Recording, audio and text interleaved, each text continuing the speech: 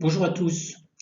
Dans cette vidéo, je présente le cours de statistique à destination des bacs pro. Avant de commencer ce cours, tout d'abord un aperçu rapide du cours de maths de bac pro. Ce cours est donc formé de 5 chapitres. Tout d'abord, les statistiques, qui est le cours développé dans cette vidéo. Ensuite, les probabilités et les suites.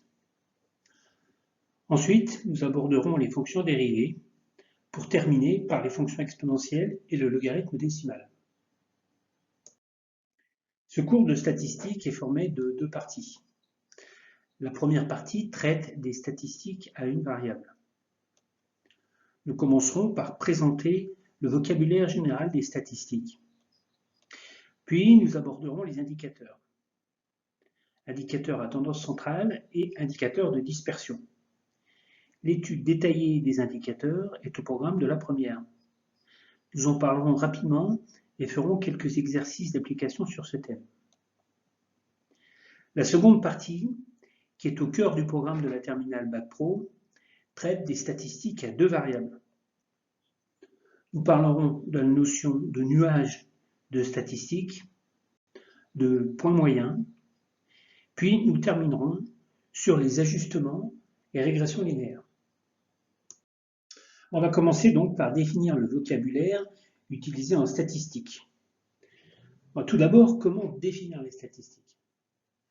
Alors, la définition la plus courante, c'est de dire que la statistique, c'est l'ensemble des méthodes qui permettent de collecter, traiter et interpréter des données relatives à un ensemble d'éléments.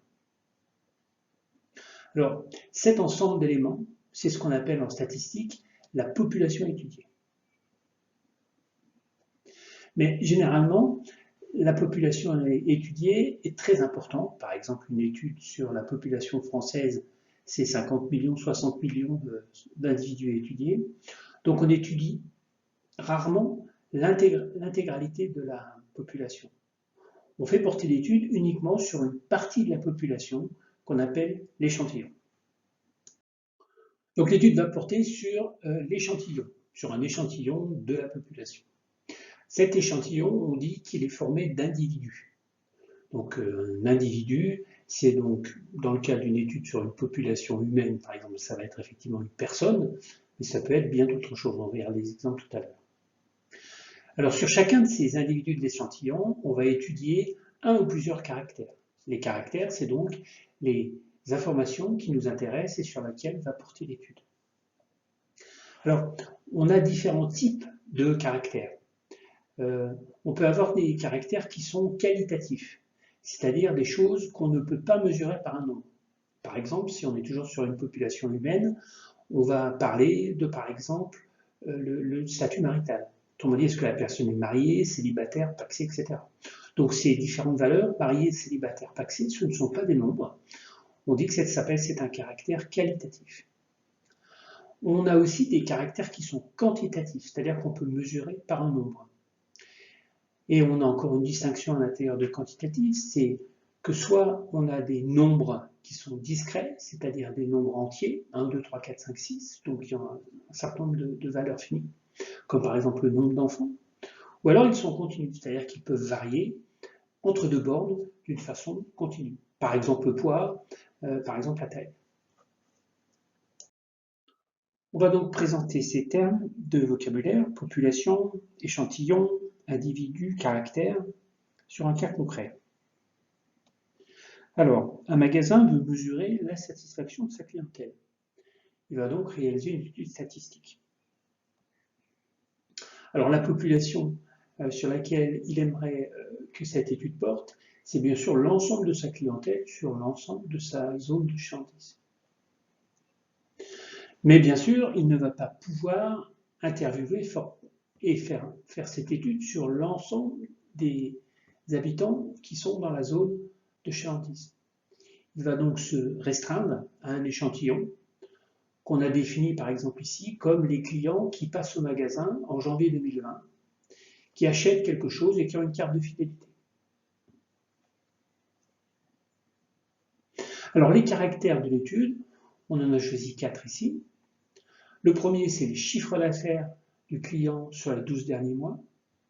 Donc ça, c'est un caractère qui est quantitatif continu, hein, puisqu'il va pouvoir varier par exemple entre 0 et par exemple 1000 euros. Le deuxième, c'est l'appréciation générale. Alors on peut supposer par exemple que lors de cette étude, on va faire remplir un questionnaire et que à la fin on aura une note de 1 à 10 qui va donner l'appréciation générale du client sur le point de vente. Et donc cette note de 1 à 10, c'est un caractère qui est bien sûr quantitatif et qui est discret, puisqu'en fait ça va pas être quelque chose de continu, on ne peut pas avoir une note de 1,01, mais on aura une note 1, 2, 3, 4, 5 jusqu'à 10. Donc c'est quelque chose qui est discret. On peut supposer aussi qu'on va relever des informations sur le client, par exemple le sexe du client, donc masculin, féminin. Donc ça, c'est une information qui est qualitative. Et puis, on peut aussi supposer qu'on va récupérer l'âge du client. Là, c'est une information quantitative, discrète. Bon, donc on va récupérer un certain nombre d'informations, donc qu'on appelle des caractères dans une étude statistique, sur de nombreux clients du point de vente, qu'on appelle ici des individus. Et on va donc finir par avoir beaucoup de données. Alors ces données, on va les compiler dans un tableau, hein. On va faire un tableau par exemple sous Excel. On aura donc une ligne par client qui rentre dans l'étude. Donc chaque fois qu'un client va rentrer dans l'étude, on va rajouter une ligne dans ce tableau. Et puis on aura une colonne pour chaque caractère, donc une colonne pour le chiffre d'affaires, une colonne pour l'appréciation générale, une colonne pour le sexe, une colonne pour l'âge, etc. Alors, dernier point de vocabulaire, notion d'indicateur. Donc on va récupérer tout un ensemble de données, par exemple 500 lignes, avec une dizaine de colonnes. Donc on va avoir un ensemble d'informations très important. L'idée d'un indicateur, c'est quelque chose qui va permettre de résumer en fait un certain nombre de caractères quantitatifs. Alors, il y a deux types d'indicateurs. Il y a les indicateurs de tendance centrale qui donc définissent un niveau général des données. Est-ce que le niveau est haut? Est-ce que le niveau est bas? Par exemple, si on parle d'âge, est-ce qu'on a une clientèle qui est plutôt jeune ou qui est plutôt âgée? Si on parle de chiffre d'affaires, est-ce qu'on parle d'une clientèle qui fait plutôt beaucoup de chiffre d'affaires ou relativement peu de chiffre d'affaires? Et puis la deuxième notion d'indicateur, c'est les indicateurs de dispersion, qui elle ne va pas renseigner sur le niveau général, mais sur le regroupement des données. Autrement dit, est-ce que les données sont homogènes? Autrement dit, est-ce que tous les clients ont à peu près le même âge? Ou est-ce que on a des clients qui sont jeunes, des clients qui sont vieux? Idem, par exemple, pour le chiffre d'affaires. Je vous propose de passer en revue les principaux indicateurs que l'on utilise pour décrire une série statistique. Pour plus d'infos, je vous renvoie au cours où tous ces indicateurs sont décrits en détail. Alors commençons par les indicateurs à tendance centrale, c'est-à-dire ceux qui décrivent le niveau de l'ensemble des données. Alors le premier indicateur, vous connaissez tous, c'est la moyenne. La moyenne, c'est simplement la somme du caractère de tous les individus divisé par le nombre d'individus. On utilise souvent la moyenne, par exemple, dans l'enseignement, où on calcule, par exemple, la moyenne de quelqu'un, d'un individu, d'un élève, ou la moyenne de la classe. Le deuxième indicateur de tendance centrale connu, c'est la médiane. Donc la médiane, c'est la valeur du caractère qui partage la série en deux sous-séries d'effectifs égaux. Ça veut dire qu'il y a autant d'individus qui sont inférieurs à la médiane que d'individus qui sont supérieurs à la médiane. Enfin, le troisième indicateur de tendance centrale, c'est le mode. C'est la valeur du caractère qui correspond au plus grand effectif. Alors, il peut avoir plusieurs modes dans une série. On parle alors de série bimodale ou plurimodale. Alors, les indicateurs de dispersion permettent de mesurer la plus ou moins grande variété des valeurs qui forment une série statistique. Autrement dit, est-ce que ces nombres sont peu éloignés les uns des autres, ou est-ce qu'il existe de gros écarts entre les valeurs? Alors, le premier indicateur de dispersion, c'est l'étendue. L'étendue, c'est simplement la différence entre la plus grande et la plus petite valeur du caractère dans la série. Deuxième indicateur, qui est un indicateur mathématique, c'est la variance. Alors la définition de la variance, c'est la moyenne des carrés des écarts à la moyenne. Enfin, troisième paramètre, c'est l'écart type. Alors l'écart type, on le calcule simplement comme étant la racine carrée de la variance. Alors tous ces indicateurs peuvent être facilement calculés avec une calculatrice ou avec un tableur. Donc encore une fois, je vous renvoie au cours pour plus de détails, notamment sur les méthodes de calcul de ces différents indicateurs. On va maintenant passer au cœur du programme de statistiques du Bac Pro en terminale, les statistiques à 2 variables. Alors, quand on fait une étude statistique, on connaît parfois pour chaque individu plusieurs caractères. Par exemple, si on étudie une population humaine, on peut avoir pour chaque personne son poids et sa taille. On est parfois amené à se poser la question suivante. Existe-t-il un lien entre ces deux variables? L'idée principale, c'est de se dire, si j'en connais un, est-ce que je peux déterminer le deuxième? Au moins, une valeur vraisemblable, dans la plupart des cas. Et c'est principalement pour ça que l'on fait des statistiques à 2 variables. Regardons en détail comment ça peut se passer. Alors dans cet exemple, on a un échantillon de 5 personnes. Et on a mesuré à chaque fois, pour chaque personne, le poids et la taille. Alors l'idée est de positionner chaque personne dans un schéma. Chaque personne sera repérée par un point. L'abscisse de ce point, en horizontal, sera son poids. Et l'ordonnée de ce point, sa hauteur, sera sa taille. On commence par lui. Lui, on l'a positionné comme ça. Il pèse 62 kg et il mesure 1,59 m. On fait la même chose pour Ahmed, donc 85 kg et 175 cm de hauteur. Paul, 71 et 165. Edgar, 75 et 170. Et Alain, 55 et 152. Voilà, c'est terminé. On a positionné les 5 individus. Et on trace ce que l'on nomme un nuage statistique de la série. On voit ici que ce nuage a une forme plutôt allongée et rectiligne. Alors avant d'aller plus loin, petit arrêt sur les nuages. Nous verrons dans la suite que notre méthode ne s'applique qu'aux nuages allongés. Mais en fait, c'est quoi un nuage allongé? Alors on va prendre quelques exemples.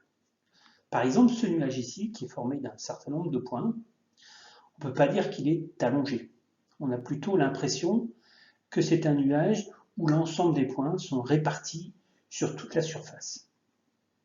Donc ça, c'est pas un nuage allongé. Autre exemple, le nuage où là, les points sont alignés, ou à peu près, et là, on est bien en présence d'un nuage allongé. Un autre exemple de nuage, les points sont là aussi alignés selon une droite qui a l'air plutôt descendante. Mais on dit aussi qu'on a un nuage allongé. Dans ce quatrième cas, les points ne sont pas répartis au hasard. Ils semblent s'aligner selon une courbe. Mais dans ce cas-là, on ne parle pas de nuage allongé. Alors on a vu quelques exemples de nuages allongés ou pas. Passons maintenant à la notion de point moyen. Encore des vocabulaires. Pour cela, on va reprendre l'exemple des 5 personnes, de leur poids et de leur taille. Donc je vous rappelle cet exemple où on avait le graphique, le nuage de points qu'on avait dessiné. Alors on va définir le point moyen. C'est en fait le point dont les coordonnées x, y sont la moyenne de tous les points du nuage. Autrement dit, pour l'abscisse du point moyen, que l'on note x bar, eh bien c'est la moyenne des abscisses de tous les points. Donc 62, plus 85, plus 71, plus 75, plus 55, le tout divise par 5 puisqu'on a 5 individus. Ce qui fait 69,6 kg. Et on fait la même chose en y. Donc y bar, qui est donc le point, la valeur, l'ordonnée moyenne, c'est 159, plus 175, plus 165, plus 170, plus 152, divisé par 5, c'est égal à 164,2 cm. Et bien sûr, ce point-là, 69,6 et 164,2, on peut le positionner sur le graphique. C'est ce qu'on appelle le point moyen, et c'est un point qui est au milieu du nuage. Alors on va voir que quand le nuage a une forme allongée, justement, il est possible de déterminer une droite qui passe au mieux par tous les points. Alors cette droite, elle passe toujours par le point moyen, donc par le point rouge, et c'est une fonction affine classique de la forme y égale x plus b. Pour déterminer a et b, on va simplement utiliser Excel ou sa calculatrice, et on va avoir finalement le résultat, avec a égale 0,7723, b égale 110,45, de telle sorte que finalement la relation qui va relier taille et poids, c'est égal à taille égale 0,7723 fois le poids plus 110,45. Bon, alors comment faire sur Excel pour calculer cette droite de régression linéaire? Autrement dit, déterminer les deux valeurs a et b. Alors pour ce faire, on va commencer déjà par tracer le nuage de points. Et pour tracer le nuage de points, eh bien, il faut encore au préalable entrer les différentes données dans Excel. Donc on est parti pour entrer ici le poids, ici la taille des 5 individus. Donc on va déjà entrer les poids, ça sera plus simple. 71, 75 et 55. Et on va ensuite rentrer les tailles 159, 175, 165, 170 et 152. Voilà, on a terminé d'entrer les données. Maintenant, on va les sélectionner. Et puis, je vais donc faire ici insertion graphique. Et comme type de graphique, on va bien sûr prendre un nuage de points, puisque c'est ce qu'on veut. Et comme type de nuage de points, eh bien, on va prendre celui-là. Alors, on a déjà un nuage de points, on a un petit souci, c'est que l'échelle ici des poids varie de 0 à 90 et on ferait mieux de la faire commencer à 50.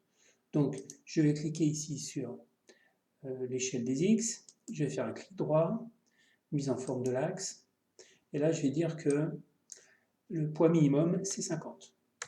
Entrée. Donc ici j'ai bien mon nuage de points avec des points qui sont bien alignés, donc le nuage est relativement allongé.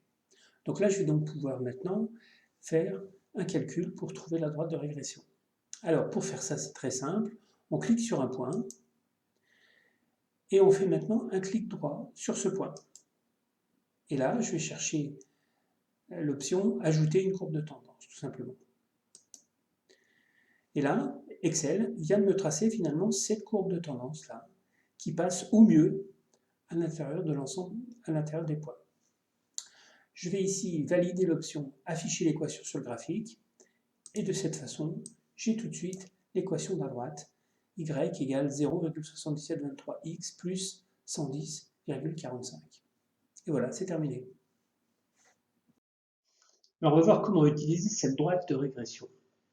Je vous rappelle donc son équation, taille égale 0,7723 multiplié par le poids plus 110,45. Alors, on va voir que cette droite de régression permet de déterminer la taille quand on connaît le poids et le poids quand on connaît la taille. Alors, premier exemple, je connais le poids, 67,5 kg. Eh bien, par application directe de la formule, je connais donc la taille, puisqu'elle est égale à 0,77 fois le poids, donc de 67,5 plus 110,45. Quand on fait la multiplication et l'addition, on trouve 163 cm. Alors graphiquement, comment ça marche? Donc on connaît le poids de la personne, donc on peut tracer un trait vertical jusqu'à la droite rouge, la droite de régression.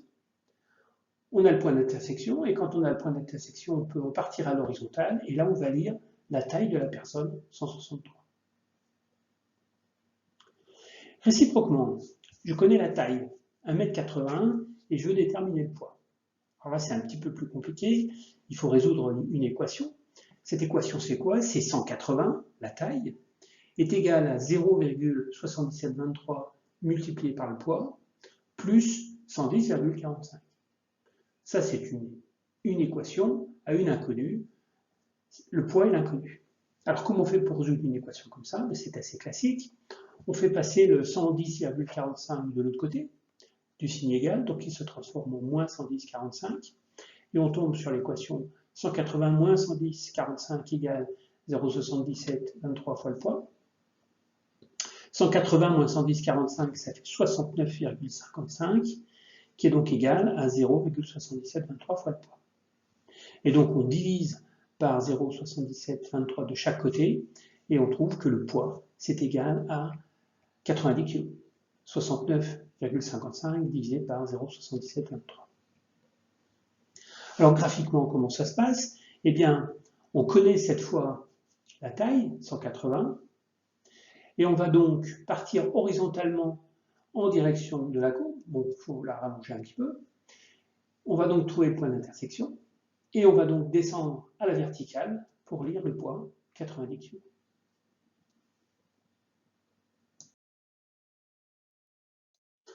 Bon voilà, ceci marque la fin du cours de statistique. Si vous avez encore un petit peu de force, vous pourrez trouver donc plus d'informations dans le cours papier, et vous pourrez aussi, il y a des exercices d'application en vidéo de ce cours.